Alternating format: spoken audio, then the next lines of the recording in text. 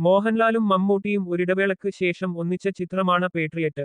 സമ്മിശ്ര പ്രതികരണമാണ് ചിത്രം നേടുന്നത്. 5-ാം ദിവസം ചിത്രത്തിന്റെ കളക്ഷൻ കുറഞ്ഞ് 1.50 കോടിയിലെത്തി. 1826 ഷോകളിൽ നിന്നുള്ള കണക്കാണിത്. 11.8% കുറവാണ് ഉണ്ടായത്. ഇന്ത്യൻ ബോക്സ് ഓഫീസിൽ നിന്ന് 28.83 കോടി രൂപയാണ് ആകെ നേടിയത്.